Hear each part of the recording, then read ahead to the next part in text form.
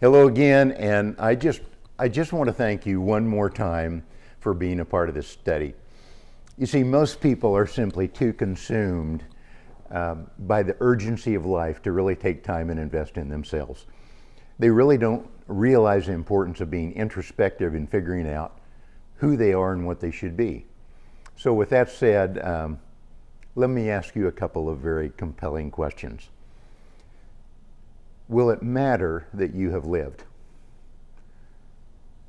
When you get to heaven, will God say to you, "Well done, good and faithful servant"? Here's another one. Are you excited? Are you truly excited about life? Do you feel like you are on a treadmill, or do you get up every morning excited to make a difference? And here's the last question. Do you have a plan for your life? Does life take charge of you, or do you take charge of life? Are you driven by the urgent or the important? Are you living for yourself or for something greater than yourself?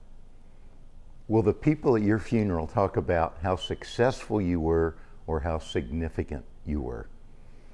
Those are fairly convicting questions, and over the next few weeks we're going to try and help you answer some of those questions. And if we're successful, you will have determined, I believe, what your purpose in life is all about. You see, the biggest mistake I made in my life was believing that my platform, my career, my job was my purpose in life. And if you do this, I will guarantee you the ultimate end is dissatisfaction, because there's never an end to the quest for more. The achievement of success it always leads to a lust for more. It's just the way life works. You see, I'm pretty good at worrying about who I am. It's really about the pride of life. I'm also pretty good at scheming about how I live, which is really about the pleasure that I seek in life. And it's pretty easy for me to get wrapped up in what I own, the possessions of life. I'm good at asking the who, the how, and the what of life.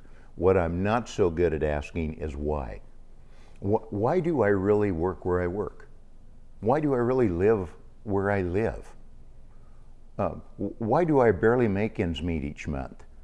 Why are my family relationships a bit chippy? If I can take you back to the framework for just a minute, I think the critical question of why is in the center, because the answer to it drives everything else we do. The three silver triangles become the who, the how, and the what. But if you answer the why, the who, the how, and the what become much easier to understand. Most of us don't want to answer the why question, because if we answered it honestly, we would probably not like the answer. So during your time together, I would like you to focus on the why of life. The why question is tough, it's complicated, but it's the most important question you will ever have to answer. So let's get started. Say your memory verse to someone, and then let's jump right into discussing why, and then move on to some of the other reflection questions. I'll see you in a bit.